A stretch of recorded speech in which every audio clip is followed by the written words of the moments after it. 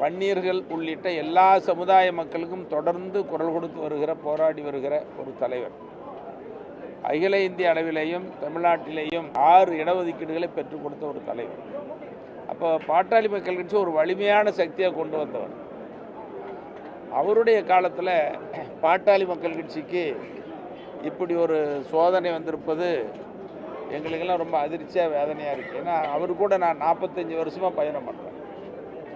45 வருஷமாக பயணம் பண்ணி ஒற்றுமையாகவும் வலிமையாகவும் தமிழ்நாட்டினுடைய வளர்ச்சிக்கு குரல் கொடுக்காத, போராடாத பிரச்சனையே இல்லை என்று சொல்லுகிற ஒரு தலைவர் மருத்துவரையாவுக்கு இப்படி ஒரு சோதனை, எங்களுக்கு இப்படி ஒரு வேதனையெல்லாம் வந்தது ரொம்ப துரதிர்ஷ்டவசம் மட்டுமல்ல, ரொம்ப வேதனையான நிகழ்வாக தான் நாங்கள் இந்த சம்பவத்தை பார்க்குறோம்.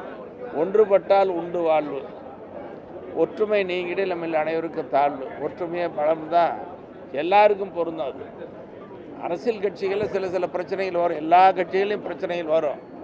அது இயல்பு. நம்ம இந்திய அளவில், மாநில அளவில், தமிழ்நாடு அளவில் பார்க்குறோம். வந்தாலும் கூட ஒற்றுமையாக இருக்கணுங்கிறது தான் நல்லதாக நாங்கள் பார்க்குறோம். எப்படி இருந்தாலும் கூட பாட்டாளி மக்கள் கட்சியில் 5 சட்டமன்ற உறுப்பினர்களையும் நியமித்தவர், அதற்கான பொறுப்புகளை நியமித்து கொடுத்தவர் மருத்துவரையா அவர்கள். அவர் தான் தொடங்கியவர், அவருக்கு தான் முழு அதிகாரம் இருக்குது. அவருடைய வழியில் நாங்கள் பயணிக்கிறோம். இந்த நிலை ஏற்பட்டது துரதிர்ஷ்டவசம், வேதனைங்கிறது இந்த நேரத்தில் உங்கள் மூலமாக சொல்லிக்கொள்ள விரும்புகிறேன்.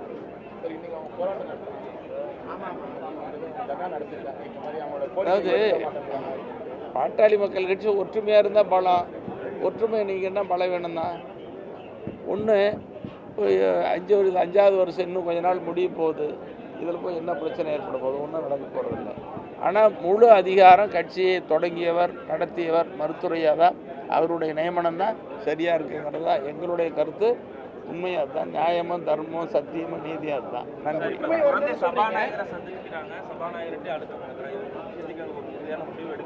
அவங்க விருப்பம், அவங்க விருப்பத்துக்கு செய்கிறாங்க. நம்ம அதை ஒன்றும் குறை சொல்ல முடியாது. நம்ம ஒன்றும் தேவையில்லாத பிரச்சனை தலையிடக்கூடாது. பாட்டாளி முடிச்சு இது வரைக்கும் பாட்டாளி மக்கள் கட்சி போராட்டம் தான் ஒற்றுமையாக இருக்கணும். ஆனால் மக்களுக்கான தான் போராட்டம் நடந்துருக்குது. இப்போ தான் புதுசாக கட்சிக்குள்ளே போராட்டம் நடத்துகிறாங்க.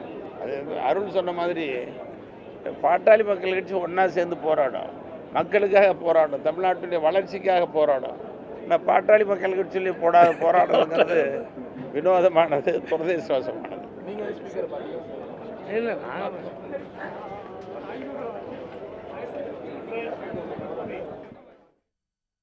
பாமக சட்டமன்ற குழு தலைவர் ஜி.கே. மணி செய்தியாளர்கள் சந்தித்ததை பார்த்தோம்.